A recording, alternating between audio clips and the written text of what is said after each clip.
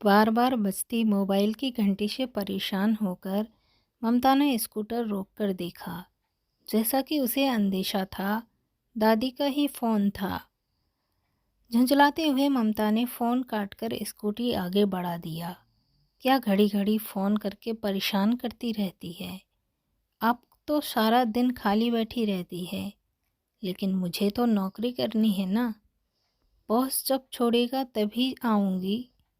Private job है, बाप की कंपनी नहीं कि मेरी मर्जी चले। आधे घंटे बाद दनदनाती हुई ममता घर में घुसी और घुसते ही अपनी दादी गायत्री पर बरस पड़ी। घड़ी देखी है? रात के 10 बज रहे हैं। फिक्र नहीं होगी क्या? गायत्री आपे से बाहर होते हुए उसे हाथ पकड़कर घड़ी के सामने ले गई। बच्ची नहीं हूँ मैं जो घड़ी से बन जाऊं। और आप? कब तक मैं आपका बोझ ढोती रहूंगी? मैंने ज़िंदगी भर आपको पालने का ठेका नहीं ले रखा है। बुआ जी के पास क्यों नहीं चली जाती, ताकि मैं शांति से रह सकूं? ममता गुस्से में चिल्लाई। उसे दादी की यह हरकत बहुत ही नागवार गुजरी। उसने उनका हाथ झटक दिया। गायत्री दर्द से बिलबिला उठी। आंखों में आंसू भर आए। वह चुपचाप अपने बिस्तर पर लेट गई। उन्हें ममता से इस व्यवहार की जरा भी उम्मीद नहीं थी। शरीर से भी ज़्यादा दर्द हिल दिल में हो रहा था। यह वही ममता है जिसे पिछले 10 सालों से मैंने अपने दिल से लगाए जी रही हूँ। बेटे बहू को दुर्घटना में खोने के बाद उनकी इस आखिरी निशानी को सहेजने में मैंने अपनी सारी उम्र झोंक दी, और आज जवान होते ही मैं उसे बोझ लगने लगी। गायत्री रात भर सोचती और सिसकती रही। आज उन्होंने खाना भी नहीं खाया। ममता ने भी पूछा नहीं। सुबह होते ही गायत्री ने अपनी बेटी रमा को फ़ोन कर रात की सारी घटना कह सुनाई। रमा ने तुरंत फ़ोन पर ममता को आड़े हाथों लिया, मगर ममता भी रात से भरी बैठी थी। उसने भी बुआ को खरी खोटी सुना दी। गुस्साती हुई रमा दोपहर तक आई और शाम होते होते गायत्री को अपने साथ ले गई। ममता यही तो चाहती थी। अब वह पूरी तरह आज़ाद थी। उसके और लोकेश के बीच अब कोई दीवार नहीं रहेगी। वह उसके साथ उन्मुक्त विचरण करेगी। लोकेश के साथ की कल्पना करते ही उसके गाल लाल हो गए। लोकेश उसका बॉस है। 40 साल के लोकेश और 25 साल की ममता की जोड़ी कहीं से भी मेल नहीं खाती। मगर इश्क उम्र कहाँ देखता है, वह तो बस हो जाता है। ममता को भी हो गया। लोकेश शादीशुदा है, मगर अपनी पत्नी को यहाँ शहर में अपने साथ नहीं रखता। वह गांव में उसके माँ बाप की सेवा करती है। लोकेश के 2 बच्चे भी हैं, मगर ममता को इन सब से कोई लेना देना नहीं है। वह तो लोकेश की दीवानी है। कितना प्यार आता है उसे लोकेश पर। जब वह उसकी बाह छुड़ाकर ऑफिस से घर के लिए रवाना होती है और वह उसे दीवानों की तरह अपलक ताकता रहता है। लोकेश ने कितनी ही बार इशारों इशारों में ममता के साथ रात बिताने की इच्छा जाहिर की, मगर दादी के चलते वह उसे स्वीकार नहीं कर सकी थी। मगर अब दादी नाम की उस बेड़ी को उतार फेंक चुकी है। अब उसके पाँवों को कोई नहीं रोक सकता लोकेश के पास जाने से। अभी परसों की ही तो बात है, जब वह ऑफिस से बाहर घर के लिए निकल रही थी। लोकेश ने रोमांटिक होते हुए उसका हाथ पकड़कर अपनी तरफ खींच लिया और फिर गुनगुनाया कि अभी न जाओ छोड़कर, कि दिल अभी भरा नहीं। बस तभी से वह उसकी बाहों में पूरी तरह सिमट जाने को बेचैन हो उठी थी। मैं आ गई, अब कर लो अपनी हर्षतें पूरी। सुबह सुबह ममता को आया देखकर लोकेश चौंक गया।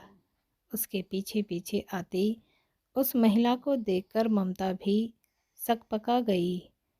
उस महिला ने अपनी प्रश्नवाचक नज़रें लोकेश पर गड़ा दी। यह ममता है, दिल्ली से आई है, आज यहाँ ऑफिस में मीटिंग है। मैंने ही इनसे कहा था कि सीधे घर आ जाए, फिर साथ ही चलेंगे। ममता यह मालती है, मेरी पत्नी। लोकेश ने स्थिति को संभालने की कोशिश की, लेकिन किसी आंतरिक डर के कारण उसकी लड़खड़ाती जबान को साफ साफ महसूस किया जा सकता था। ममता इस अप्रत्याशित स्थिति के लिए तैयार नहीं थी। वह अपने आप को बहुत अपमानित सा महसूस कर रही थी। उसने किसी तरह वहाँ 2 घंटे बिताए और फिर लोकेश के साथ गाड़ी में बैठ गई। उसका मूड उखड़ा हुआ था। अरे यार, तुम भी कमाल करती हो, इस तरह धमकने से पहले बता तो देती। लोकेश ने उसका मूड ठीक करने की कोशिश की। ममता चुप रही। यह तो मालती जरा सीधी सादी गांव की महिला है, वरना बवाल मच जाता। लोकेश ने फिर से बातचीत शुरू करने की कोशिश की। ममता खिड़की के बाहर देखती रही। ऑफिस आ चुका था। लोकेश ने गाड़ी पार्किंग में लगा दी। शाम को मेरा इंतज़ार करना, घर छोड़ दूंगा। लोकेश ने उसके गाल थपथपाने चाहे, मगर ममता ने उसका हाथ झटक दिया। आज उसका काम में जरा भी मन नहीं लग रहा था। वह तय भी नहीं कर पा रही थी कि यह लोकेश से सिर्फ नाराज़गी है या उनके रिश्ते में दरार पड़ चुकी है। वह लोकेश को तो चाहती थी, मगर मालती की मौजूदगी को स्वीकार नहीं कर पा रही थी। मालती की सच्चाई से भी वह वाकिफ थी कि फिर दिल में दर्द क्यों महसूस कर रही है। आज यही रुकने का इरादा है क्या? कहो तो बिस्तर मंगवा लूं? लोकेश की आवाज़ सुनकर ममता चौंकी। कोई और दिन रहा होता तो उसका प्रस्ताव सुनकर वह भी चुहल पर उतर आती, मगर आज उसका उत्साह बिल्कुल फीका पड़ चुका था।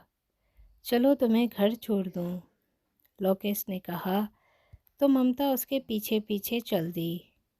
घर पहुंचते ही दिन भर से रोका हुआ उसके आंसुओं का बांध टूट गया और वह ज़ोर ज़ोर से रोने लगी।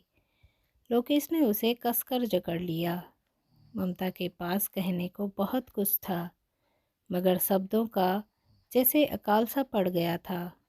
वह रोती रही। लोकेश उसकी पीठ सहलाता रहा, उसके बालों में हाथ फिराता रहा, उसे चूमता रहा।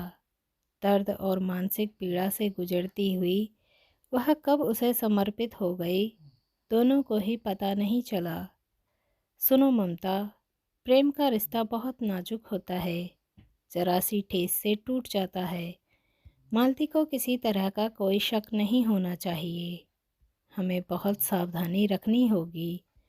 तुम समझ रही हो ना मेरी बात? जब तक वह यहाँ है तो मुझे मैसेज या कॉल मत करना। व्हाट्सएप पर भी ज़रूरी हो तो मैसेज करना। कपड़े पहनते हुए लोकेश ने उसे हिदायत दी और फिर गुनगुनाता हुआ चला गया। ममता रात भर अपने रिश्ते के बारे में सोचती रही। कभी उसे लोकेश सही लगता तो कभी बहरूपिया।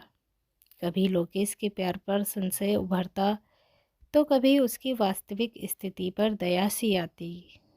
कभी मालती पर तरस आता और खुद पर अभिमान, तो कभी अपने आप को नितांत बेबस और लाचार समझकर पलकें भीग जाती। इसी ऊहापोह में रात बीत गई। सुबह होते ही आदतन उसका हाथ मोबाइल की तरफ बढ़ गया। रोज़ सुबह उठते ही पहला गुड मॉर्निंग का मैसेज लोकेश को भेजने की आदत जो ठहरी, लेकिन कल रात की बात याद आते ही उसके हाथ रुक गए। वह अपने आप को बंधा हुआ सा महसूस करने लगी। फिर दिमाग को झटका और ऑफिस के लिए तैयार होने लगी। जब तक मालती यहाँ शहर में रही तब तक ममता और लोकेश का रिश्ता कभी खुशी कभी गम वाली स्थिति में रहा। लोकेश का पत्नी को वक्त देना ममता को नागवार गुजरता। अपने प्रेम और समर्पण का अपमान लगता। वह नाराज हो जाती, कई कई दिनों तक रूठी रहती। फिर किसी दिन लोकेश उसके फ्लैट पर जाता, उसके साथ 2-4 घंटे बिताता, उसे मनाता, अपने प्यार का भरोसा दिलाता। ममता खुश हो जाती, मगर 5 से 6 दिन बाद फिर वही ढाक के 3 पात। कहानी जहाँ से शुरू होती घूम फिर कर वहीं पर आ जाती।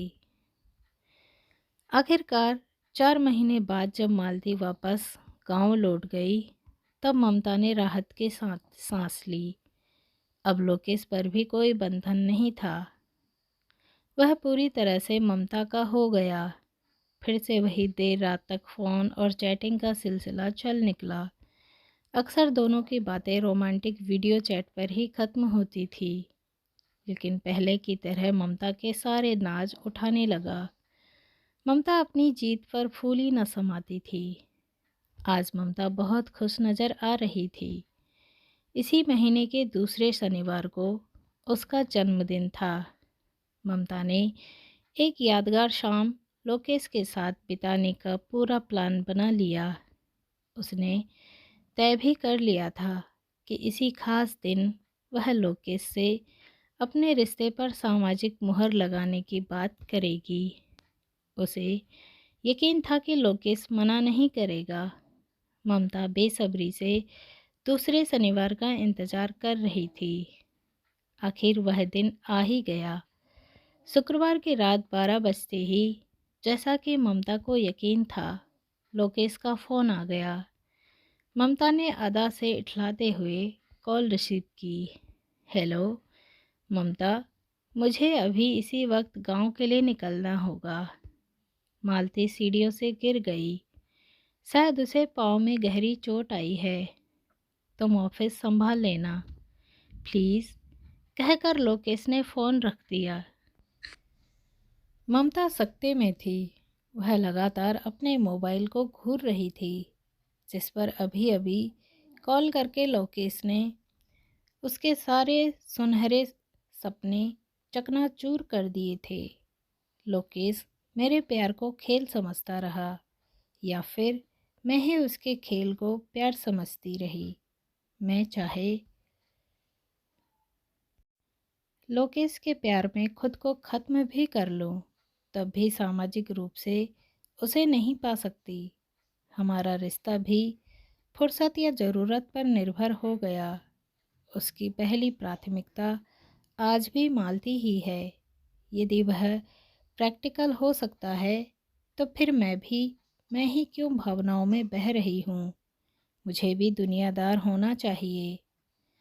अगर वह मुझे इस्तेमाल कर रहा है, तो मैं भी क्यों न प्रैक्टिकल हो जाऊं।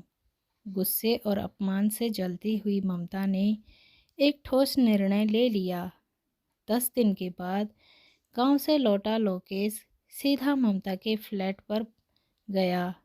ममता अभी ऑफिस से लौटी ही थी।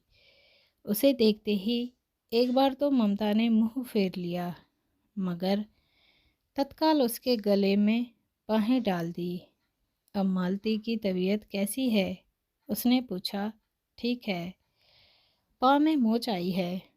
तुम कहो क्या किया यहाँ अकेले? लोकेश के हाथ उसके बालों से होते हुए उसकी पीठ पर गए, फिसलने लगे। लोकेश, सुनो, मुझे एप्पल का मोबाइल चाहिए। वैसे भी मेरे बर्थडे पर तुम मेरे साथ नहीं थे। सज़ा तो भुगतनी पड़ेगी ना? ममता इठलाई। ओके बेबी, लाओ अभी ऑर्डर करते हैं, लेकिन पहले केक तो खिला दो, लोकेश ने रोमांटिक होते हुए कहा। वह ममता को पाने के लिए उतावला हुआ जा रहा था। उसने ममता को और भी कसकर जकड़ लिया। ना ना, पहले गिफ्ट, उसके बाद केक। ममता ने उसे प्यार से झटक दिया। जैसे मेरे हुजूर की मर्जी, पहले मोबाइल ही ऑर्डर करते हैं। लोकेश ने जरा नाटकीय अंदाज में सिर झुकाकर कहा। तो ममता खिल दी। ममता ने धीरे धीरे लोकेश के क्रेडिट कार्ड से एक नया स्कूटर, महंगे गैजेट्स, डायमंड के गहने एवं अन्य विलासिता का सामान इकट्ठा कर लिया। अब उसकी चाह पॉश इलाके में एक फ्लैट लेने की थी। लोकेश, यार आजकल ये सोसाइटी वाले तुम्हारे आने जाने पर सवाल करने लगे हैं। फ्लैट के मालिक ने अल्टीमेटम भी दे दिया है। प्लीज़ ग्रीन हाउस सोसाइटी में एक फ्लैट दिलवा दो ना। डाउन पेमेंट तुम कर दो, किस्तें मैं चुका दूंगी। एक रात ममता ने लोकेश को शीशे में उतार ही लिया। फ्लैट की चाबी हाथ में आते ही ममता अपनी जीत पर झूम उठी। 40 का लोकेश अब 45 की तरफ बढ़ने लगा था। मालती के कहने से लोकेश ने अपने बेटे को शहर के कॉलेज में एडमिशन दिलवा दिया था। इस कारण ममता से उसका मिलना जुलना थोड़ा कम हो गया था। आजकल वह ममता का झुकाव ऑफिस में आए विशाल की तरफ महसूस करने लगा था। ममता का उससे घुट घुट कर बातें करना लोकेश को फूटी आंख भी नहीं सुहाता था। आजकल विशाल से कुछ ज़्यादा ही दोस्ती हो रही है। एक दिन आखिर चिढ़कर लोकेश ने कह ही दिया, मैंने कभी मालती को लेकर तुमसे कोई सवाल किया क्या? ममता ने प्रश्न के बदले में प्रश्न तागा। वह मेरी पत्नी है। हो सकता है कल को मैं भी विशाल की पत्नी बन जाऊं। क्या बकवास कर रही हो? तुम ऐसा सोच भी कैसे सकती हो? क्या तुम मेरे साथ फुर्सत में टाइम पास कर रही थी? लोकेश तिलमिला उठा। तुमने भी तो यही किया था। तुम्हारा इश्क भी तो फुर्सतिया ही था ना। फिर मुझ पर बेवफाई का इल्ज़ाम क्यों? तुम्हें तो मेरे और मालती के बारे में सब पता था ना। बात खुलने पर समाज में मेरी क्या इज्जत रह जाती? मेरा घर बर्बाद नहीं हो जाता। तुम करो तो अपनी गृहस्थी बचाने का नाम दे दो और मैं करूं तो टाइम पास। वाह जी वाह, तुम्हारे दोहरे मानदंड। ममता ने नाटकीय अंदाज में ताली बजाते हुए कहा, मैं विशाल को तुम्हारी सच्चाई बता दूंगा। लोकेश ने अपना ट्रम्प कार्ड फेंका, जरूर बताओ, मगर क्या इस आग की लपटें मालती तक नहीं पहुंचेगी? जिस गृहस्थी को बचाने की कोशिश तुम आज तक करते रहे, क्या वह बिखर नहीं जाएगी? मेरा क्या है, विशाल चला जाएगा तो कोई और आ जाएगा, मगर तुम मालती को कैसे लौटा कर लाओगे? ममता ने ठहाका लगाया। लोकेश हारे हुए जुआरी की तरह लौट गया। लोकेश के जाने के बाद ममता बहुत बेचैन हो गई। रह रह रहकर दुख और बेबसी से दिल में हुक सी उठ रही थी। क्या करे, किससे बात करके मन हल्का करे, किसके सामने दिल खोल कर रखें? सोचते हुए उसने विशाल को फ़ोन लगाया। कॉल मिस हो गई। 2 से 3 बार ट्राई करने के बाद भी विशाल ने फ़ोन नहीं उठाया। तभी एसएमएस अलर्ट बजा, घर वालों के साथ बैठा हूँ, बार बार फ़ोन करके परेशान मत करो, फ्री होकर कॉल करता हूँ। विशाल का मैसेज पढ़कर ममता की रुलाई फूट गई। फिर वही कड़वी सच्चाई, फुर्सत या ज़रूरत, बस विशाल का इश्क भी फुर्सतिया ही निकला। वह भी ज़रूरत या फुर्सत होने पर ही उसे याद करता है। लेकिन वही क्यों? मैं खुद भी तो यही कर रही थी। फुर्सत का टाइम पास। दुनिया में तमाम रिश्ते इसी सूरत में ही तो निभाए जा रहे हैं। ममता की आंखें भर आई। तुम तो दुनियादारी जान गई थी ना, फिर यह शिकायत क्यों? उसके भीतर से आवाज़ आई, हाँ जान गई थी, मगर भौतिकता के पीछे भागते भागते मैं थक गई हूँ। कुछ देर निस्वार्थ प्रेम की ठंडी छाँव में बैठकर सुस्ताना चाहती हूँ। क्या यहाँ बिना स्वार्थ कोई रिश्ता नहीं निभाता दादी? हाँ, दादी ही है जिन्होंने मुझे निस्वार्थ प्रेम किया था। मुझे इस लायक बनाने में उन्होंने अपना पूरा जीवन होम कर दिया था। मगर मैंने क्या किया? अपनी ज़रूरत पूरी होते ही दूध में गिरी मक्खी की तरह निकालकर फेंक दिया। मैं किस मुंह से उन्हें फ़ोन करूं? ममता दादी से किए अपने व्यवहार को याद कर ग्लानि से भर गई। नहीं, मुझे भरोसा है दादी मुझे ज़रूर माफ़ कर देगी। ममता ने दिल से कहा, भरोसा तो तुम्हें लोकेश और विशाल पर भी था ना। भीतर से विरोधी स्वर उभरे। वह प्यार नहीं बल्कि सौदा था। हम सभी एक दूसरे से प्यार के बदले कुछ उम्मीद पाले हुए थे, मगर दादी ने मुझसे कभी कोई उम्मीद नहीं रखी। उन्होंने फुर्सत या ज़रूरत न होते हुए भी सदा मेरा साथ दिया। मैं कल ही बुआ के घर जाकर उन्हें मना कर लाऊंगी। एक बार फिर सोच लो, कहीं अपमानित न होना पड़े। आखिर दादी भी तो इसी ग्रह की प्राणी है। मन से उसे चेताया, देखा जाएगा, कुछ और मिले न मिले। राज कपूर की फिल्म तीसरी कसम की तरह मिला एक सबक ही सही। मैं ज़रूर चाहूँगी। अब ममता रमा बुआ के घर जाने की तैयारी करने लगी और दादी को अपने दिल की सारी बात बताकर उन्हें मनाकर अपने साथ ले आई, हमेशा हमेशा की तरह। अब वो दादी का बहुत अच्छे से ख्याल रखने लगी।